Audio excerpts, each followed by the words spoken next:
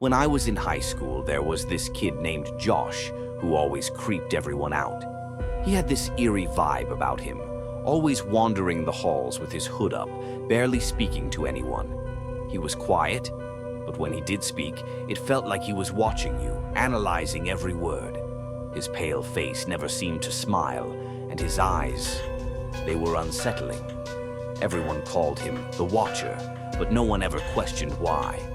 He lived on the outskirts of town, near a dense forest that no one dared to enter. There were rumors, of course, whispers about strange happenings near the woods, but we all thought it was just kids' stories to scare each other. That is, until one day when things took a turn for the worse. It all started when my friend, Anna, and I were walking home from school. We decided to take the shortcut through the woods to get to her house quicker. The trees were thick, and the air felt heavier the deeper we walked. We weren't worried, though, until we noticed someone standing in the distance. At first, we thought it was just a trick of the light, but as we got closer, the figure became clearer. It was Josh. He stood perfectly still, staring at us with that same vacant expression. I felt my skin crawl. Anna laughed nervously, saying, "Josh, what are you doing out here?" But he didn't respond. He just watched us. We tried to ignore him, but the feeling of his eyes on us grew stronger, like we were being followed. Every step we took, it felt like he was right behind us, even though we never heard him move. When we finally reached the edge of the woods, we turned to look back. Josh was still there, standing motionless at the tree line, staring into the distance. The next day at school, Anna and I were talking about the encounter when another friend, Jake, overheard us. "You saw him too?"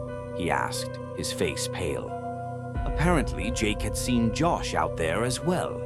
He'd gone for a run the same afternoon and swore he'd seen Josh standing in the same spot we had. That night, I couldn't sleep. The memory of Josh's cold stare haunted me. I tried to shake it off, telling myself it was just some weird coincidence, but something didn't feel right. Then the phone rang. It was Anna, breathless. "He's here," she said. "He's standing outside my window." I froze. "What do you mean, Anna? What's going on?" "He's just standing there, staring in. I can see his face through the glass. He's not even blinking."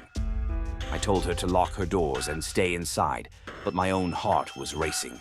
I couldn't understand how he could be in both places, out in the woods and now outside Anna's house. The next morning, the police were at school. Josh had gone missing. The strange thing was, no one seemed surprised. We'd all known something was off, but we never expected him to disappear like that. There were no signs of him leaving town. No trace. To this day, I still think about that night. Every time I walk near the woods, I can't shake the feeling that I'm being watched. And sometimes, late at night when I'm alone, I swear I see his face in the shadows, just standing there, waiting. The Watcher is still out there somewhere, and he's always watching.